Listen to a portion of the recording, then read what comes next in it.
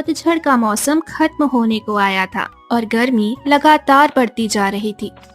गांव के लोग परेशान थे। खेतों में दरारें पड़ने लगी थी और तालाब सूखते जा रहे थे। इस भीषण गर्मी में पानी की किल्लत सबसे बड़ी समस्या बन गई थी। इसी गांव में एक बुढ़िया रहती थी जो अनाथ नहीं थी, लेकिन उसे अनाथों की तरह ही रहना पड़ता था। उसके 2 बेटे थे जो सालों पहले कमाने के लिए बाहर चले गए थे और कभी लौट कर नहीं आए। गांव में उसका कोई सहारा नहीं था। बुढ़िया के पास बस एक ही छोटा सा खेत था जिस पर वो सब्जियां उगाकर गुजारा करती थी।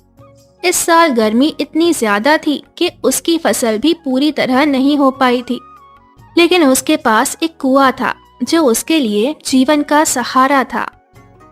इस कुएं की सबसे खास बात ये थी कि जब गांव के बाकी कुएं बैसाख के महीने में सूख जाते थे, तब भी बुढ़िया का कुआं पूरी तरह कभी नहीं सूखता था। गांव के लोग इसे चांदी का कुआं कहते थे, लेकिन कोई नहीं जानता था कि इसे ये नाम क्यों दिया गया था। एक दिन बुढ़िया अपने कुएं से पानी निकालकर अपने खेत में लगे सब्जियों की सिंचाई कर रही थी। तभी गांव का एक किसान सुंदर, जो बुढ़िया के बगल वाले खेत का मालिक था, वहां आया। दादी, एक बात पूछनी थी। बहुत दिनों से सोच रहा था, आज पूछ ही लेता हूँ। अरे बेटा सुंदर, तुम अपना खेत छोड़कर यहाँ क्यों आए? अब बोलो, क्या पूछना है? दादी, मुझे ये समझ नहीं आता कि आपका कुआं तो साधारण कुआं है, फिर भी आप इसे चांदी का कुआं क्यों कहती हैं? इनमें से तो कोई चांदी का सिक्का नहीं निकलता। नहीं, इसमें कोई चांदी है, फिर भी ऐसा क्यों नाम? इतना सुनते ही बुढ़िया अचानक गुस्से में आ गई। सुंदर को समझ ही नहीं आया कि उसने ऐसा क्या कह दिया जो बुढ़िया को बुरा लग गया। मैं तो तुझे अच्छा लड़का समझती थी, लेकिन तू भी बाकी सबकी तरह ही सोचता है। छी, आज के बाद तू मेरे खेत में कदम भी मत रखना और इस कुएं से एक बूंद भी पानी लेने की मत सोचना। पर दादी, मैंने ऐसा क्या कह दिया जो आप इतना नाराज हो गईं? अब कुछ मत पूछ, यहाँ से चला जा। आइंदा मेरे कुएं के पास भी मत आना। सुंदर चुपचाप वहां से लौट आया। जाते जाते वो मन ही मन सोच रहा था, शायद पिताजी को पता होगा कि दादी कुएं को चांदी का कुआं क्यों कहती हैं। सुंदर घर पहुंचा तो वो बहुत थक चुका था। खेत में काम करने के बाद उसे तेज भूख लगी थी। उसने अपनी पत्नी विमला से खाने के लिए कहा। विमला, बहुत जोरों की भूख लगी है, कुछ खाने को दे दो। ठीक है जी, आप हाथ मुंह धो लीजिए, मैं खाना परोस देती हूँ। दोपहर का समय था। खाना खाने के बाद सुंदर अपने घर के पास एक पेड़ के नीचे चारपाई डालकर लेट गया। उसकी आंख लग गई। तभी उसने एक सपना देखा। वो देख रहा था कि बुढ़िया के कुएं से अचानक एक तेज रोशनी निकल रही थी और वो खुद कुएं के पास खड़ा था। रोशनी इतनी तेज थी कि वो कुछ देख नहीं पा रहा था। तभी उसकी आंख खुल गई। सुंदर झटपट उठकर अपने पिता के पास गया और सवाल किया। पिताजी, हमारे खेतों के पास जो बुढ़िया काकी हैं, उनके कुएं को लोग चांदी का कुआं क्यों कहते हैं? बेटा, जब से मैं इस गांव में हूं तब से इस कुएं को चांदी का कुआं ही कहते हैं, लेकिन क्यों, ये ठीक से नहीं पता। सुंदर को अपने सवाल का कोई ठोस जवाब नहीं मिला। वो उलझन में था, लेकिन धीरे धीरे वो इस बात को भूल गया। गर्मी बढ़ती है और कुएं का रहस्य गहराता है। धीरे धीरे गर्मी और बढ़ने लगी। बैसाख का महीना आते ही गांव के सारे कुएं, तालाब और खेतों के पानी के स्रोत सूख गए। गांव के लोग बूंद बूंद पानी के लिए तरसने लगे, लेकिन बुढ़िया का कुआं अब भी सूखने का नाम नहीं ले रहा था। गांव वाले अब बुढ़िया के कुएं को संदेह भरी नजरों से देखने लगे थे। कुछ लोग इसे किसी प्राचीन रहस्य से जोड़ रहे थे, तो कुछ लोगों को लग रहा था कि बुढ़िया ने कुएं में कोई तरकीब लगा रखी है। गांव के बुजुर्ग आपस में बातें करने लगे। बुढ़िया के कुएं में ऐसा क्या है छुपा के कुओं में नहीं। हमने बचपन से सुना है कि ये कुआं कभी नहीं सूखता, लेकिन इसका कारण किसी को नहीं पता। इधर सुंदर को अचानक वो सपना फिर से याद आ गया। क्या कुएं में वाकई कुछ खास था? क्या बुढ़िया जानबूझकर कोई बात छिपा रही थी? फिर एक रात जब पूरा गांव गहरी नींद में था, सुंदर चुपचाप अपने घर से निकला और बुढ़िया के कुएं की ओर बढ़ने लगा। रात के गहरे अंधेरे में जब पूरा गांव नींद में डूबा था, सुंदर दबे पांव बुढ़िया के कुएं की ओर बढ़ा। हल्की चांदनी खेतों और पगडंडियों पर बिखरी थी। हवा एकदम ठहरी हुई थी, जिससे गर्मी और ज्यादा महसूस हो रही थी। क्या वाकई इस कुएं में कुछ ऐसा रहस्य छुपा है, या सिर्फ ये संयोग है कि कुआं का पानी कभी नहीं सूखता? और दादी इतना गुस्सा क्यों हुई थी? वो कुएं के पास पहुंचा और वहां छिप कर बैठ गया। वो देखना चाहता था कि बुढ़िया रात में कुएं के पास कुछ करती है या नहीं। थोड़ी देर बाद झोपड़ी के दरवाजे की चरमराहट सुनाई दी। बुढ़िया धीमे कदमों से कुएं की ओर बढ़ रही थी। इतने साल हो गए, लेकिन लोग अब भी इसे समझ नहीं पाए। चांदी का कुआं, चांदी का कुआं। सुंदर की धड़कन तेज हो गई। उसने देखा कि बुढ़िया कुएं के पास जाकर बैठी और पानी निकालने लगी। लेकिन इस बार उसने घड़ा कुएं में डुबोने के बजाय उसमें झांका, जैसे कुछ देख रही हो। कुछ मिनटों तक वो चुपचाप कुएं को निहारती रही और फिर उठकर वापस चली गई। सुंदर के मन में सवालों का तूफान उठ गया। अगली सुबह गांव में अफरा तफरी मची हुई थी। गांव के लोग अब पानी के लिए और ज्यादा परेशान हो चुके थे। तालाब पूरी तरह सूख चुका था और जो कुएं बचे थे उनमें पानी नाम मात्र ही था। हमें कुछ करना होगा, अब तो हमारे जानवर भी प्यास से मरने लगे। अगर जल्द ही कुछ नहीं हुआ तो हमें गांव छोड़कर जाना पड़ेगा। लेकिन बुढ़िया के कुएं में पानी अभी भी भरा है, हम सब वहां से पानी क्यों नहीं ले सकते? हाँ, लेकिन बुढ़िया किसी को पानी नहीं लेने देती। अगर कोई मांगता है तो गुस्सा हो जाती है। गांव वालों की बेचैनी बढ़ती जा रही थी। सभी चाहते थे कि उन्हें भी बुढ़िया के कुएं से पानी मिले। इसी बीच सुंदर के मन में एक विचार आया। सुंदर का बुढ़िया से आमना सामना। सुंदर ने निश्चय किया कि वो दोबारा बुढ़िया के पास जाकर सीधे सवाल पूछेगा। इस बार वो अकेला नहीं था, गांव के कुछ और लोग भी उसके साथ गए। दादी, आप अपने कुएं को चांदी का कुआं क्यों कहती हैं? और जब पूरा गांव पानी के लिए परेशान है तो आप कुएं से किसी को पानी क्यों नहीं दे रही? मैंने पहले ही कहा था, इस कुएं से दूर रहो। तुम सबको नहीं पता, ये कुआं सिर्फ मेरे लिए है। कोई और इसका पानी नहीं ले सकता। दादी, अगर कुआं सिर्फ आपका है तो हमें भी जानने का हक है। इसमें ऐसा क्या है जो कभी नहीं सूखता? बुढ़िया चुप हो गई। उसके चेहरे पर डर और गुस्से का मिला जुला भाव था। अगर ये कुआं कोई रहस्य छुपाए हुए है तो हमें बताइए, और अब हम इंतजार नहीं कर सकते। कुछ देर तक सन्नाटा छाया रहा। फिर बुढ़िया ने लंबी सांस ली और बोली, ओह, तुम लोग जानना चाहते हो कि ये कुआं क्यों नहीं सूखता?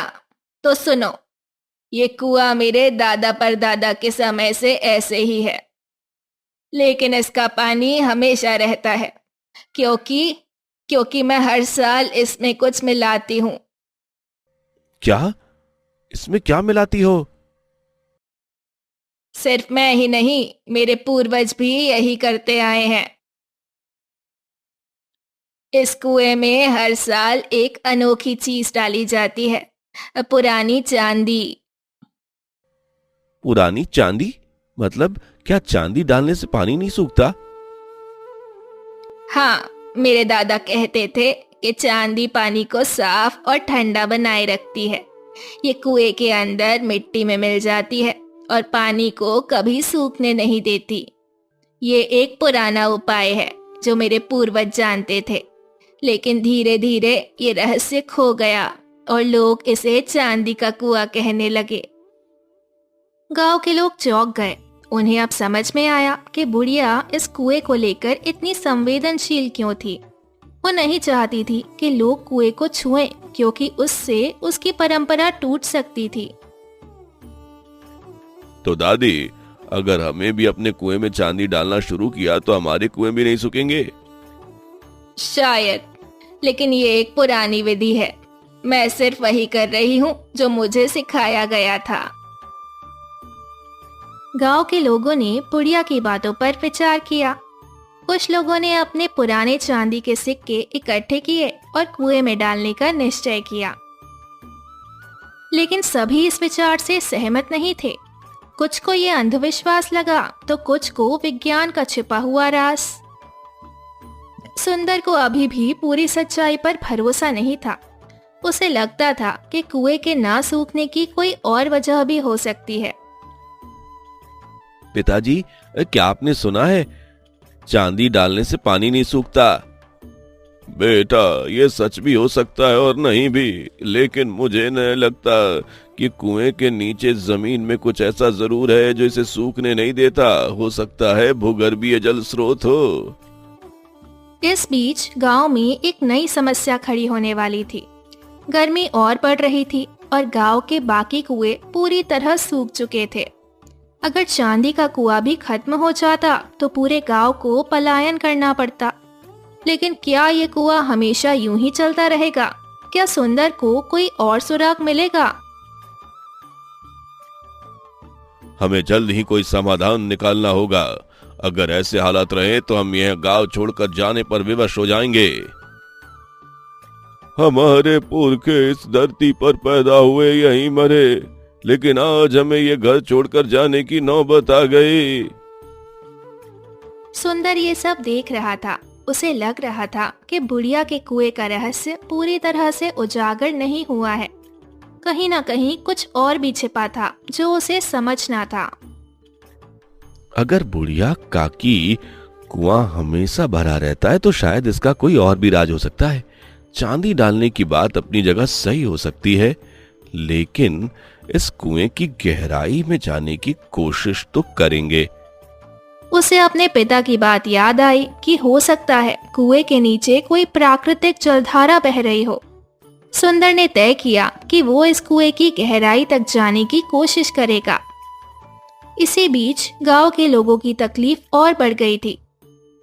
कुछ परिवार गांव छोड़कर जाने की तैयारी कर रहे थे, तो कुछ अभी भी बुढ़िया के कुएं से पानी लेने की अनुमति मांग रहे थे। हमारे छोटे बच्चे प्यास से बेहाल है दादी, हमें थोड़ा पानी दे दो। लेकिन बुढ़िया अब भी अड़ी हुई थी। नहीं, इस कुएं का पानी सिर्फ मेरे लिए है। अगर तुम सब इसे छुओगे तो ये भी सूख जाएगा। सुंदर को अब यकीन हो गया था कि बुढ़िया कुछ छुपा रही है। वो जानता था कि उसे कुएं के अंदर झांकना होगा और शायद उसे वहां कुछ ऐसा मिलेगा जिससे पूरा रहस्य खुल जाएगा। गांव में हाहाकार मचा था। बच्चे प्यास से बिलख रहे थे, बूढ़े लाचार हो चुके थे और जवान पानी की तलाश में भटक रहे थे।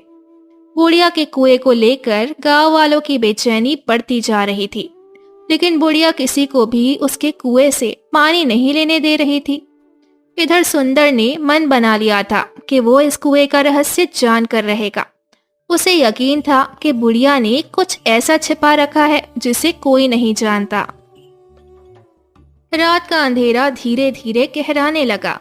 पूरा गांव थक कर सो चुका था, लेकिन सुंदर की आंखों में नींद नहीं थी। वो अपने दोस्त गोपाल के साथ बैठा योजना बना रहा था। गोपाल, हमें कुछ भी करके अंदर झांकना होगा। हमें पक्का, मैं मानता हूँ कि इसमें कोई राज छिपा है, लेकिन सुंदर, अगर बुढ़िया को पता चल गया तो वो पहले ही किसी कुएं के पास नहीं आने देती। इसलिए छिपकर जाना होगा। जब बुढ़िया सो जाएगी हम कुएं के अंदर उतरेंगे। दोनों ने तय किया कि आधी रात के बाद कुएं के पास जाकर देखेंगे कि आखिर उसमें ऐसा क्या है। आधी रात हो चुकी थी। चारों तरफ गहरा सन्नाटा था। हवा भी जैसे थम गई थी। चांदनी में बुढ़िया की झोपड़ी साफ नजर आ रही थी। सुंदर और गोपाल दबे पांव कुएं के पास पहुंचे। उन्होंने ध्यान से इधर उधर देखा। बुढ़िया अपनी झोपड़ी में सो रही थी। अब जल्दी से कुएं के अंदर झांकते हैं। सुंदर ने एक रस्सी ली और उसे कुएं में डाल दिया। फिर वो धीरे धीरे रस्सी पकड़कर कुएं में उतरने लगा। गोपाल ऊपर खड़ा होकर चौकसी कर रहा था। जैसे जैसे सुंदर नीचे जा रहा था, कुएं की ठंडी हवा उसके चेहरे से टकरा रही थी। कुएं की दीवारों पर हरी काई जमी हुई थी और अंदर से पानी की हल्की हल्की गंध आ रही थी। यह कुआं बाकी कुओं से अलग क्यों है और बुढ़िया इसे लेकर इतनी सतर्क क्यों रहती है? अचानक सुंदर के पैरों को कुछ कठोर चीज महसूस हुई। उसने ध्यान से देखा तो पाया कि कुएं के तल में एक पत्थर अलग तरीके से रखा हुआ था। ये क्या है? उसने पत्थर को हटाने की कोशिश की। जैसे ही वो थोड़ा खिसका, अंदर एक अंधेरी सुरंग का रास्ता खुल गया। हे भगवान, यहाँ नीचे सुरंग है। ऊपर खड़ा गोपाल घबरा गया। सुरंग? क्या हुआ? सब ठीक तो है? गोपाल, नीचे गुप्त सुरंग है। लगता है कुआं रहस्य यही है। सुंदर ने हिम्मत जुटाई और सुरंग के अंदर जाने लगा। उसकी सांसें तेज हो रही थी। अंधेरे में वो धीरे धीरे आगे बढ़ रहा था। कुछ ही दूरी पर उसे जमीन पर चमकती हुई चीजें दिखाई दी। जब उसने पास जाकर देखा तो वो दंग रह गया। वहां ढेर सारी चांदी की मूर्तियां, पुराने सिक्के और कुछ हथियार रखे थे। ये क्या है? इतनी सारी चांदी क्यों रखी है? तभी पीछे से किसी के चिल्लाने की आवाज आई। सुंदर का दिल जोरों से धड़कने लगा। तो आखिर तुमने इस कुएं का राज जान ही लिया। सुंदर ने पीछे मुड़कर देखा तो बुढ़िया हाथ में एक जलता हुआ दीपक लिए खड़ी थी। दादी, ये सब क्यों? यहाँ चांदी क्यों रखी है? ये चांदी मेरे पूर्वजों की निशानी है। ये कोई साधारण कुआं नहीं है, बल्कि एक प्राचीन गुप्त खजाने की रक्षा करने वाला कुआं है। लेकिन आपने ये बात गांव वालों से क्यों छिपाई? क्योंकि ये खजाना गांव वालों के लालच को बढ़ा सकता था। अगर ये रहस्य खुल जाता तो लोग इसे लूटने की कोशिश करते। मैं नहीं चाहती थी कि ये खजाना किसी गलत हाथ में जाए। सुंदर को अब सारी बात समझ में आ गई थी। ये कुआं असल में एक प्राचीन खजाने की रक्षा कर रहा था और इसीलिए इसका पानी कभी नहीं सूखता था। अगली सुबह सुंदर ने गांव के सभी लोगों को इकट्ठा किया और कुएं के रहस्य के बारे में बताया। पहले तो लोग हैरान रह गए, लेकिन फिर उन्होंने समझा कि ये खजाना गांव की भलाई के लिए इस्तेमाल किया जा सकता है। ग्राम प्रधान ने फैसला किया कि इस चांदी को बेचा जाएगा और उससे गांव में एक नया तालाब खुदवाया जाएगा, जिससे सभी को पानी मिल सके। बुढ़िया ने पहले तो विरोध किया, लेकिन फिर उसे भी समझ आ गया कि ये खजाना अब सिर्फ उसका नहीं, बल्कि पूरे गांव का था। कुछ महीनों बाद गांव में एक बड़ा तालाब बन चुका था।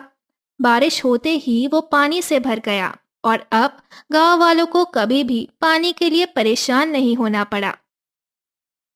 गुड़िया अब भी अपने पुराने कुएं के पास रहती थी, लेकिन अब वो गांव वालों को वहां से पानी लेने से नहीं रोकती थी।